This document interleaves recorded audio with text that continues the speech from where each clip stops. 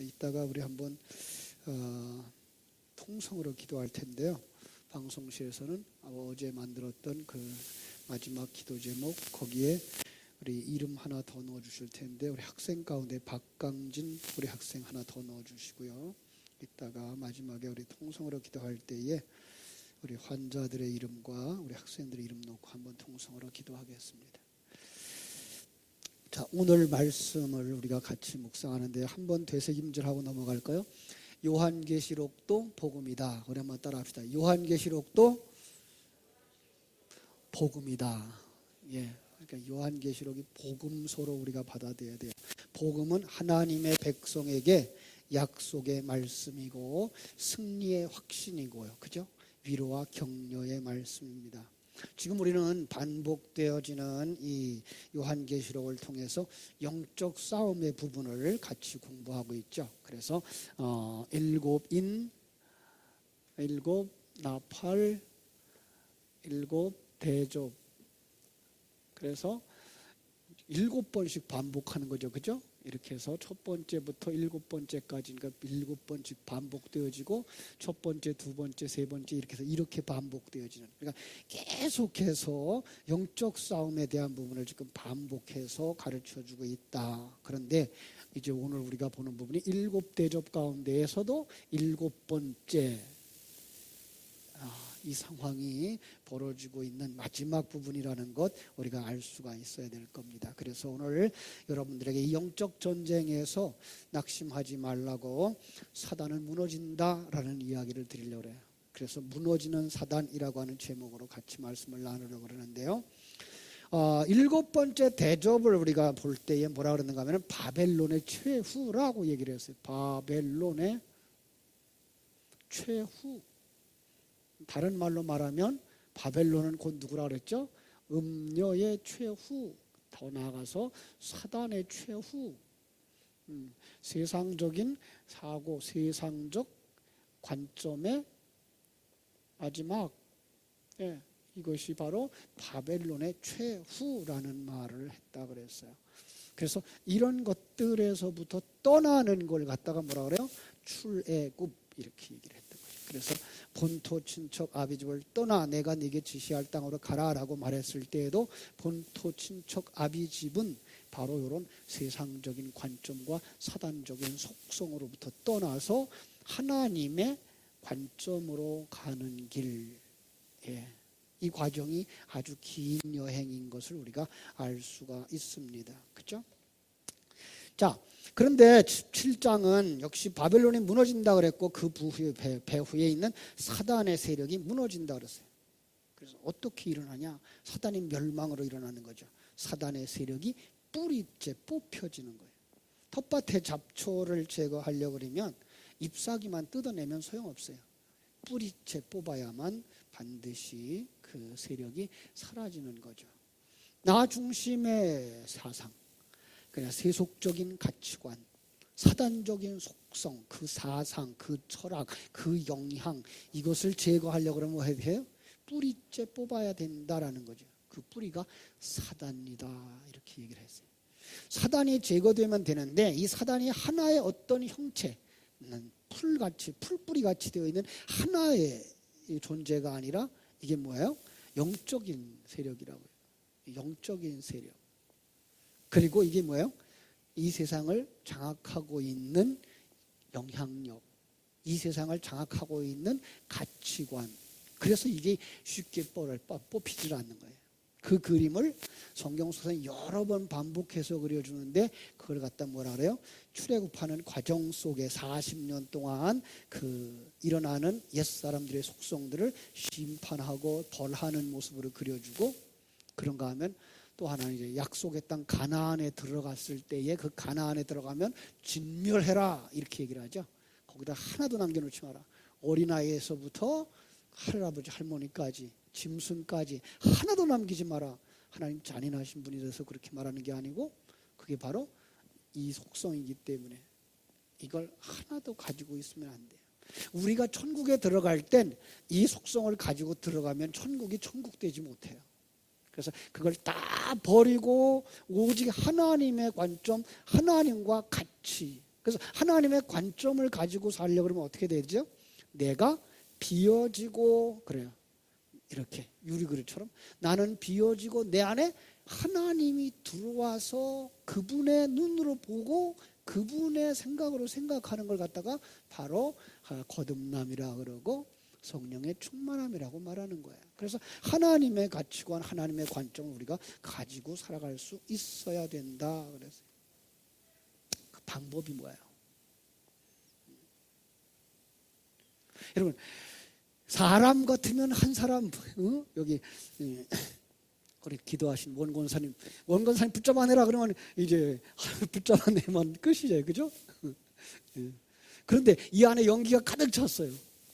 연기를 어떻게 몰아내요? 연기를 이렇게 잡아낼 수도 없고, 그죠? 방법이 있다 그러면 여기다가 신선한 공기를 계속 넣어주면 연기가 나아가는 것처럼 우리 속에 바로 이 연기보다 더 뿌리 깊게 철저하게 우리의 사상, 그 속에 뭐가 들어가 있어요? 이게 들어가 있는 거예요. 그러니까 이게가 안 나가는 거예요. 이게 그 어떻게 해야 돼요? 생명과 진리의 말씀을 끊임없이 공급해 줘야 되는 거예요. 이게 성령의 기름을 부어줘야 되는 거고, 대접으로 이야기해서 성령의 기름을 계속해서 부어줘야 되는 거라 그랬어요. 17장, 18장, 19장이 지금 이 7번째 대접 속에 들어가 있는 이야기이기 때문에 17장, 18장에서 그런 얘기를 했어요. 하나는 정치적이고 종교적인 면. 그래서 17장에서 정치적이고 종교적인 사상이라고 이렇게 얘기를 했고요. 그 다음에 18장에서는요. 어떤 걸까요? 경제적인 거예요. 물질적인 거예요. 이런 부분은, 그러니까 우리가 가지고 있는 이 정치적인 색채, 종교적인 색채, 우리가 가지고 있는 이 경제관념, 물질관념 이런 것들이 뭐예요? 바벨론 사상으로 물들어져 있는 거예요. 이 세속적인 가치관으로 그냥 다 물들어 있는 거예요. 하나님이 주시는 그 가치관을 못 가지고 살아가는 거예요.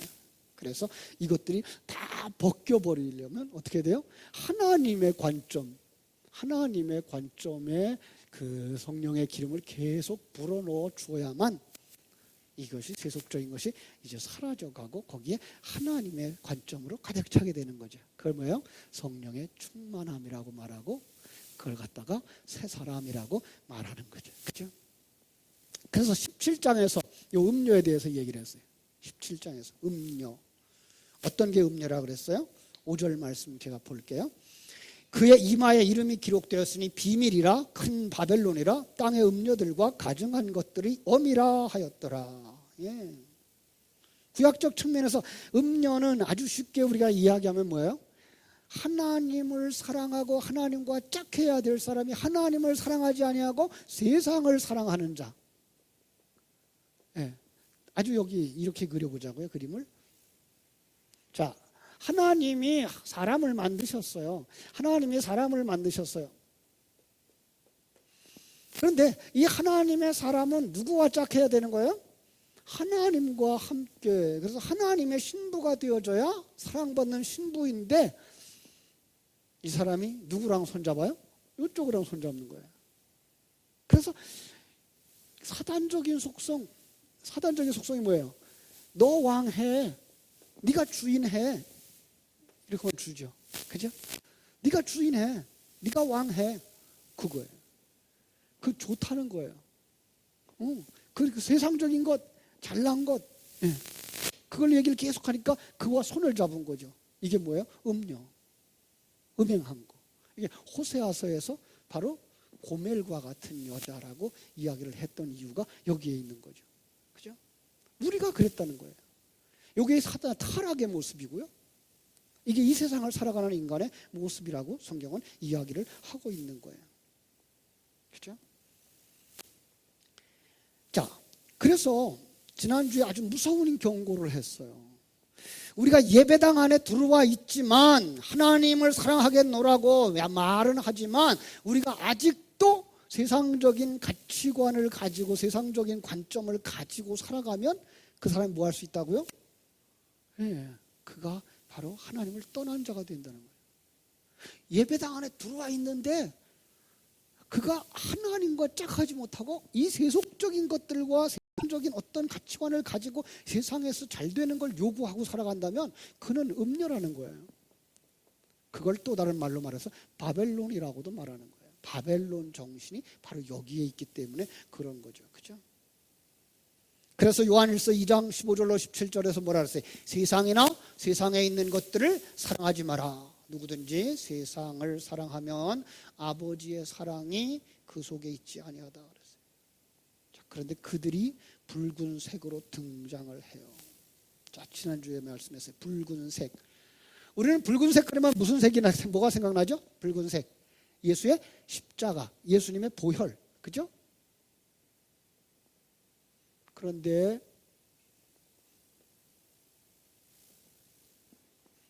이걸 이 세상 속에서는 황제의 옷으로 부귀와 영화로 포장을 하는 거예요. 붉은색을. 그래서 바벨론이라고 하는 그 음녀가 등장할 때에 보라색 그 자주색 옷을 입고 등장하는 모습을 우리가 볼 수가 있습니다. 그죠? 한번 6절 볼게요. 오늘도 6절에서 그 얘기를 해요. 또 내가 보매 이 여자가 성도들이 피와 예수의 증인들이 피에 취한지라 내가 그 여자를 보고 놀랍게 여기고 크게 놀랍게 여기니. 피는 생명의 상징이죠. 그죠? 자, 피 역시 이거 보혈이에요. 그런데 이 보혈이 우리는 생명의 상징인데 하나님의 생명이죠. 하나님의 생명인데 이게가 성도들에게 영향을 끼치면 성도들은 살아요. 그런데 불신자들에게 영향을 끼치면 어떻게 돼요? 죽어요. 네? 이런 부분이에요.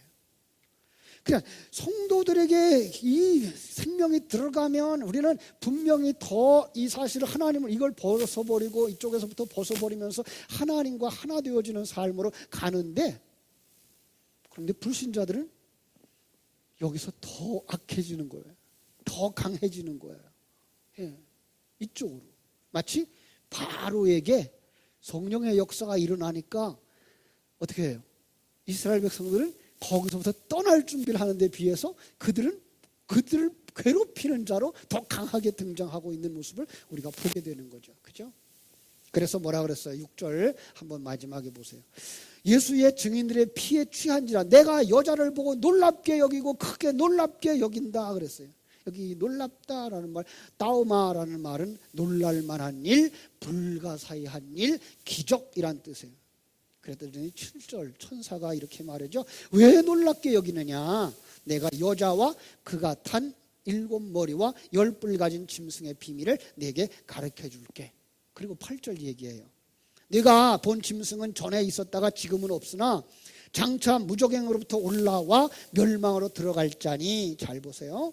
땅에 사는 자들로서 창세 이후에 그 이름이 생명책에 기록되지 못한 자들이 이전에 있었다가 지금은 없으나 장차 나올 짐승들을 보고 놀랍게 여기리라.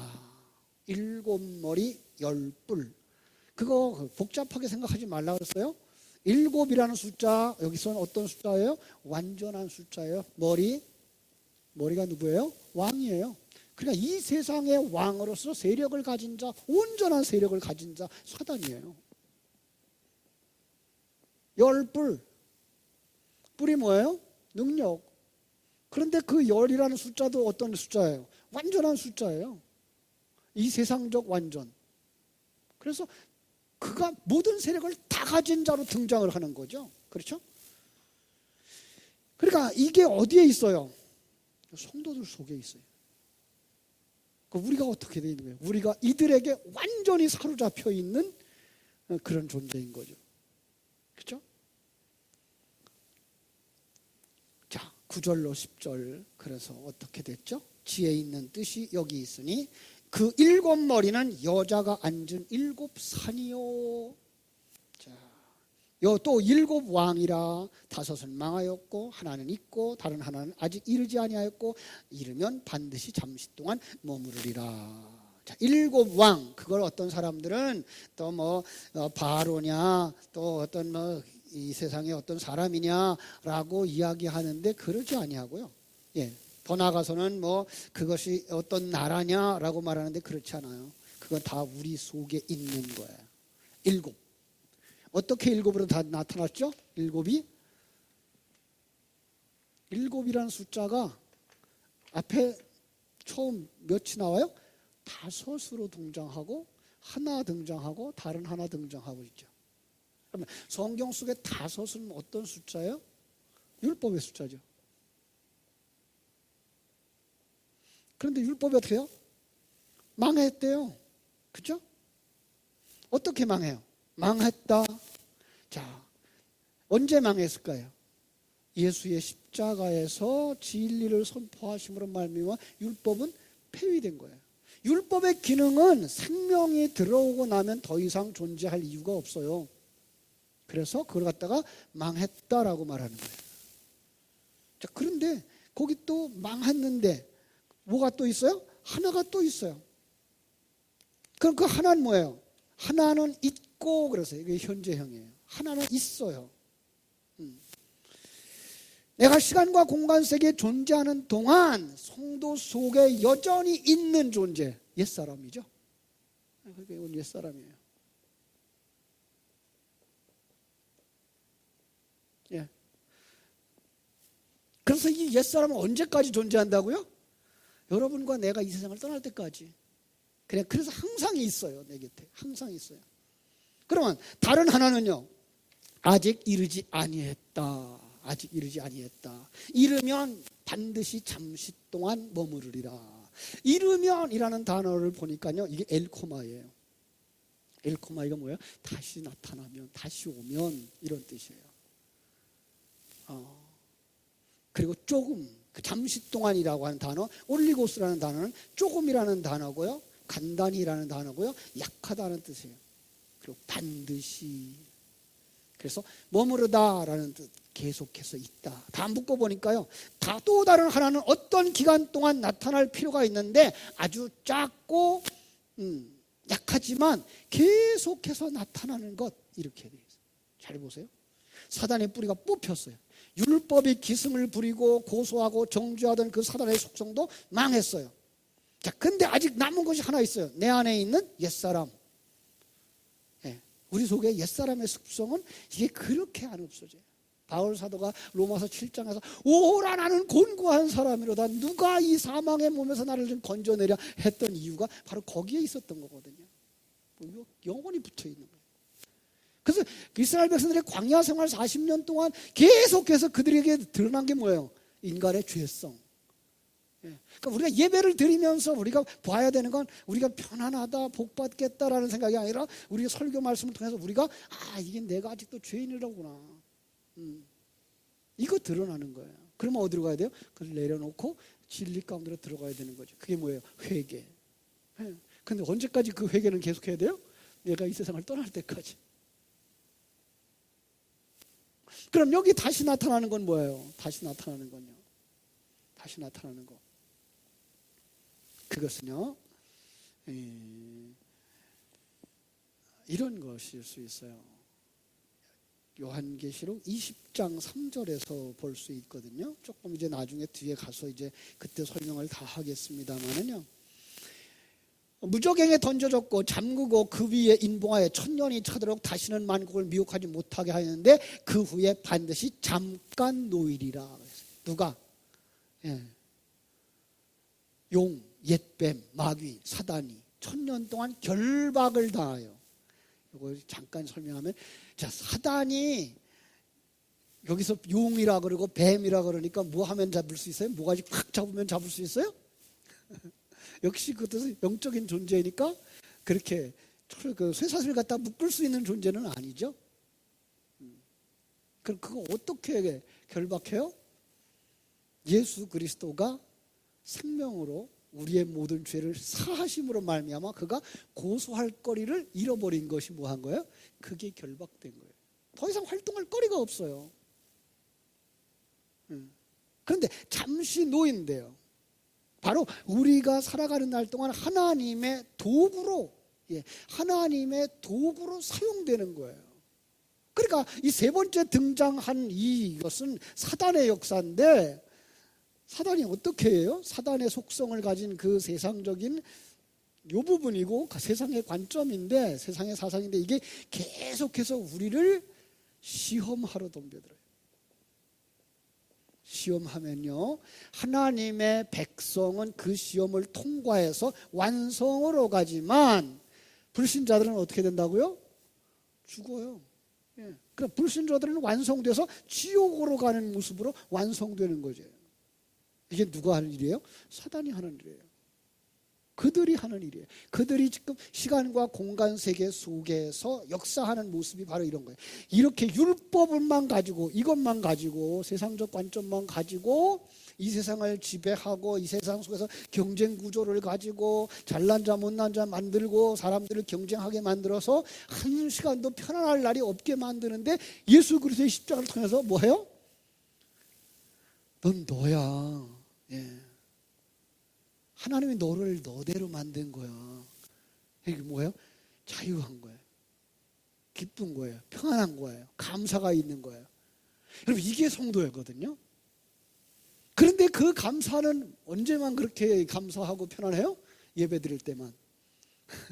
집으로 돌아가는 순간 세상 것 보고 세상의 경쟁 구조에 빠져버린단 말이에요. 그게 뭐예요? 두 번째 거. 우리 속에 남아있는 옛사람. 그런데 성령의 역사가 하면, 성령의 역사할 때마다 사단의 시험이 이 땅에 일어나서 우리의 속에 죄가 드러나게 하는 거예요. 그러니까 죄가 드러나면 우리는 뭐해요? 진리로 말미암아 그 죄를 물리치고 하나님의 사람으로 완성되어지지만, 세상 사람들은요, 그 사단의 공격으로 말미암아서 더 악해지고 더 나빠지는 거죠. 그래서 어디로 가요? 지옥으로 가는 거예요. 바로 이런 모습을 우리에게 보여주고 있는 거예요. 그렇죠? 그런데 이러한 이야기를 하면서 11절에 이런 말씀이 있어요. 11절 볼까요? 또 내가 크고 흰 보좌와 그 위에, 아니네, 17장인데 10장을 읽고 있어요. 17장 11절. 전에 있다가 지금은 없어진 짐승은 8번째 왕이니 7 중에 속한 자라. 그가 멸망으로 들어가리라. 자, 이상한 단어예요. 그죠? 8번째인데 7에게 속한 자래요. 자, 8번째. 여러분, 성경 속에 8번째의 개념이 뭐라 그랬죠? 어떤 개념이에요? 8. 무슨 수가 8개예요? 8은 새로운 시작이죠. 두 가지 종류의 새로운 시작이 있을 수 있어요. 하나는 어떤 시작이에요? 하나님 안에서 새로운 시작이 있을 수 있고요. 하나님 안에서. 두 번째는요, 사단 안에서 새로운 시작이에요. 자, 하나님 안에서 새로운 시작이 되어지면 어디로 갈까요? 우리는 영생으로 가죠. 여기가 영생하는 것이 이제 새로운 시작이에요. 그럼 사단 속에서의 새로운 시작은요, 영원히 지옥에서 사는 거예요. 지옥에서 휴가 낼 수 있다 없다? 휴가를 낼 수가 없어요. 잠깐 쉴 수도 없어요. 지옥으로 가는 거죠. 지옥에서도 영원히 살아요. 그러니까 영생은 영원히 산다는 얘기가 아니고 하나님과 함께 사는 것이 영생이에요. 그렇죠? 이 8이라는 숫자가 이렇게 등장을 하고 있는 거예요. 그런데 지금 이들은 어떤 사람이라고요? 사단에게 속한 자들이었다라고 말하고 있는 거예요. 7에게 속했던 자라고 이야기를 하고 있으니까요. 그렇죠? 자, 그러니까 그들은 멸망의 시작을 하고 되는 거죠. 12절. 네가 보던 10뿔은 10왕이니 아직 나라를 얻지 못하였으나 다만 짐승과 더불어 임금처럼 한동안 권세를 받으리라. 그들은 이 세상이 전부인 양 한동안, 호라라는 단어예요. 한동안, 일정한 기간 동안 권세를 받죠. 공승권세 잡은 자들이니까. 그죠? 그들의 삶이 화려하게 보여요. 그들이 이 시간과 공간 세계에서의 삶이 좋아 보여요. 그래서 17절에도 이렇게 얘기하고 있어요. 이는 하나님이 자기 뜻대로 할 마음을 그들에게 주사 한 뜻을 이루게 하시고 그들의 나라를 그 짐승에게 주게 하시되 하나님의 말씀이 응하기까지 하심이니라. 그렇죠? 그들의 삶이 이 시간 정해놓은 그 시간까지는 시간과 공간 세계 속에서 화려하고 형통한 것처럼 보이더라는 거예요. 어디서 봤죠? 시편 73편 생각나시나요? 아삽의 시. 시험 들어서 넘어질 뻔하였나이다 한 거 있잖아요. 시편 73편 제가 2절 3절 읽어드릴게요.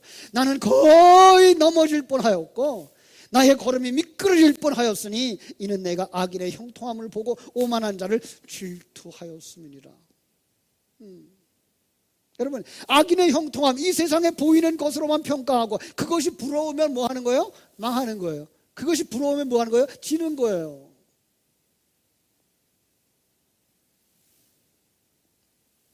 그러니까 12절을 읽으면서 이 세상 속에서 사단과 그 일당의 모습이 사람들로 하여금 부러움을 사게 된다는 거죠. 그 일을 위해서 13절이 일어나고 있어요. 13절 오늘 보겠습니다. 같이 시작. 그들이 한 뜻을 가지고 자기의 능력과 권세를 짐승에게 주더라. 어디서 본 것 같죠? 어디 생각나요? 하늘과 땅의 모든 권세를 내게 주었으니. 그죠? 마태복음 28장 18절이죠. 예. 그러니까 하늘과 땅의 모든 권세를 예수에게 주신 분이 누구예요? 아버지 하나님. 예, 삼위일체 하나님. 자, 그럼 13절에서 능력과 권세를 짐승에게 주는 자는 누구예요? 사단의 존재. 삼위일체 하나님을 모방한 사단이 그 드러나는 한 짐승에게, 짐승은 누굴까요 그럼? 여러분과 내 속에 있는 옛사람. 무섭죠. 그러니까 우리가 어두운 길을 가면서 으슥한 길을 가면서 여기가 흠지야 그래서 두려워가 아니라 실상은 제일 두려운 사람은 어디에 있어요? 내 안에 있어요. 옆에 사람이 아니고 그 무서운 사람은 누구예요? 나라니까요. 내 속에 하는 그 모든 사단의 권세를 다 가지고 들어온 옛사람이 딱 자리 잡고 있는 거예요. 이걸 넘어뜨려야 이거 무너뜨려야 되는데 이게 쉽지를 않은 거죠. 그죠? 그런데 14절이 있어요. 감사하죠. 14절 같이 읽어요. 시작. 그들이 어린 양과 더불어 싸우려니와 어린 양은 만주의 주시요 만왕의 왕이시므로 그들을 이기실 터이요 또 그와 함께 있는 자들 곧 부르심을 받고 택하심을 받은 진실한 자들도 이기리로다. 아멘. 예, 그들이 어린 양과 싸워요. 예, 우리에게 보는 어린 양 아주 약한 모습이죠. 그런데 그분이 어떤 분이에요? 만주의 주이시고 만왕의 왕이셔요. 예, 성도가 가지는 확신.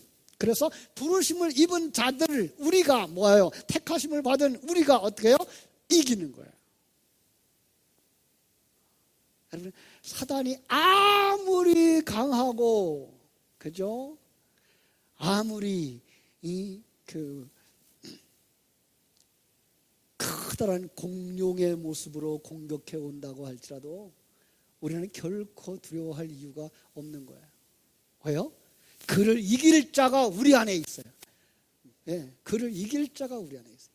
그리고 우리의 속에서 내가 이가 가지고 있었던 철저한 여리고성보다 더 무너지지 않을 나라고 하는 부분, 예, 세상적인 가치관을 가진 그 철저한 내가 있지만 그 개가 무너져요. 히스기야가 꿈을 꾸죠. 어떤 꿈을 꿔요? 금신상을 꾸죠. 그죠? 느부갓네살이 금신상의 꿈을 꿔요. 머리는 금으로 되어지고 가슴은 은으로 되어지고 그죠? 철로 되어지고 그다음에 이제 그 철과 흙으로 되어진 다리를 가진. 그런데 그렇게 장대한 우상이 어떻게 무너지죠? 사람이 뜨지 아니한 돌, 그 돌이 하나 탁 발에 부닥치자 부서지는 거죠. 그죠? 무너지는 거예요. 전혀 우리를 이길 것 같지 않은 그 하나님의 세력이 우리 속에서 생명으로 들어와서 우리 속에 있는 악한 마귀 권세를 다 무너뜨릴 줄로 믿습니다. 자, 이걸 깨달아 아는 사람, 이게 성도예요. 성도들은 이게 있죠. 그죠? 그래서 성도 안에 그 전능하신 하나님이 있어요. 그런 사람들에게 하나님의 관점이 있어요. 하나님이 보는 역사관이 있고요. 하나님이 보는 사람을 보는 눈들이 있어요. 예. 그래서 그는 부러워하지도 않아요. 잘난 것 가지고 교만하지도 않아요. 왜? 나를 만드신 분이 누구예요? 하나님이시니까. 예. 내게 이 환경 주시는 분이 누구예요? 하나님이시니까. 예. 이제 내일 우리 수능 시험을 볼 우리 학생들 이런 마음을 가져야 돼요. 하나님이 내게 지혜 주셨고 능력 주셨고 이 환경 주셨어요. 나는 거기서 뭐 하면 돼요? 최선의 삶을 살면 돼요. 예. 결과에 대하여서 교만할 것도 없고 기죽을 것도 없고 자랑할 것도 없어요. 점수가 행복의 순서는 아니니까요. 예. 정말 하나님이 보시는 건 이 세상에서의 성공과 실패가 아니고 이 세상에서 정말 하나님과 함께 동행하는 건강한 삶을 살았느냐라는 거거든요. 예. 그래서 정말 하나님과의 관계가 온전히 회복되어지고 이웃과의 관계가 온전히 회복되어지면 그는 그 삶 속에서 건강한 삶을 살아갈 수 있어요. 하나님이 주신 그런 만큼. 여러분, 그 사람이 큰 사람이면 누가 뭐라도 큰 일을 해요. 그러니까 우리는 그런 부분에 있어서 정말 우리 자녀들을 믿을 수 있어야 되고 기다릴 수 있어야 되고 그들의 배경이 되어줄 수 있는 그런 좋은 부모가 되어줘야 하죠. 그렇죠? 그런 사람 삶 속에 뭐가 있어요? 감사가 있어요. 왜냐하면 가장 완전한 계획을 가지고 계신 분이 하나님인 것을 믿기 때문에. 그렇죠? 그리고 성도는 믿어요. 주님과 함께 이 길을 걸어가고 있다는 사실. 그래서 이 길에 후회함이 없고 누구를 향한 원망도 없어요. 그렇죠? 이게 믿어지는 사람이 성도죠. 물론 세상의 눈으로 보고 세상의 감정으로 볼 때는 잊을 수 없고 지울 수 없는 아픔도 있죠. 그런데 우리는 조금만 뒤로 물러서서 보자고요. 그 순간 하나님은 어디 계셨어요? 나와 함께 하셨다고요. 예. 내가 아픔을 당할 그때에도 하나님은 허락하셨다고요. 왜? 그걸 통해서 내가 온전히 하나님의 사람으로 만들어지는 이 과정 속에 여기에 올 수 있도록 하나님이 인도하신 거예요. 그리고 나서 내가 이렇게 해서 여기 만들어지며 마침내는 완성되어져 주님 앞에 서게 되겠구나라는 생각을 가질 때 그분들에 대하여서 감사하게 되는 거죠. 그렇습니다. 성도들에게 있어서 가장 중요한 것, 그건 바로 감사죠. 내 가장 가까이에 있는 분들에게 대해서 감사할 수 있는 거죠. 부모님에게 감사할 수 있고요. 자녀들에게 고마워할 수 있고요. 함께 어우러져 살아가는 우리 성도들 이웃 간에 감사할 수가 있는 겁니다. 우리 한번 따라합시다. 하나님을 사랑하는 자, 곧 그 뜻대로 부르심을 입은 자들에게는 하나님이 모든 것을 합력하여 선을 이루시느니라. 이 사실이 믿어지는 거예요. 모든 것, 모든 사건, 모든 사람, 누구를 위해 존재한다고요? 여러분을 만드시고 있고 나를 만들고 있는 하나님의 일하심이라는 것을 볼 수가 있는 거죠. 그렇죠? 그 좋으신 하나님, 나를 사랑하시는 하나님, 나를 구원하시기 위하여 독생성자를 아낌없이 우리 위하여 허락하신 그 하나님, 그 지식이, 역사적 수많은 사건들과 지식이 내 속에서 생명이 되어지도록 역사하시는 성령님, 그분이 멀리 떠나 있질 않아요. 여러분, 참 많은 사람들이 우리 간증을 이렇게 듣습니다만은 요즘 이제 그 다니엘 기도회 속에서 그 속에서 그 간증을 할 때에 그분에게만 역사하고 있는 거 아니에요. 예. 그분에게만 역사하고 있다고 생각하고 그분이 부러우면 여러분은 아직도 이리로 가는 거예요. 예. 아주 쉬운 얘기. 내가 그날 주의를 안 지키고 골프장으로 가다가 교통사고가 났어요. 다 죽게 됐다가 하나님의 은혜로 겨우 살아서 돌아왔어요. 하나님이 도와주셔서 살았다고. 여러분, 그 사람이 더 큰 간증을 가지고 있는 거예요. 여러분이 더 큰 간증을 가지고 있는 거예요. 여러분이 잘난 사람이에요? 그 사람이 잘난 사람이에요? 이런 평가조차도 안 되지만 매 맞고 돌아온 사람 아니에요? 그 사람은? 우리 그걸 볼 수 있어야 되는 거예요. 그러니까 오죽했으면 매 맞고 돌아왔어. 우리 매 안 맞고 여기 앉아 있는데 이렇게 볼 수 있어야 되는 거죠. 그죠? 그 하나님은 그 사람에게만 역사하신 게 아니라 우리와도 함께하는 사실을 믿기 때문에. 그죠? 그럼요. 우리는 매일 매 순간을 이 승리의 삶을 살고 평강의 마음을 살고 있어야 될 줄로 믿습니다. 그때에만 뭐 할 수 있어요? 하나님의 사람으로 지어져 가는 거예요. 영적 싸움에 승리하는 거예요. 그죠? 이 세상의 사상과 철학, 세상의 모순되고 논리가 맞지 않는다는 것을 우리는 하나님의 관점에서 드러내서 알게 되어지고요.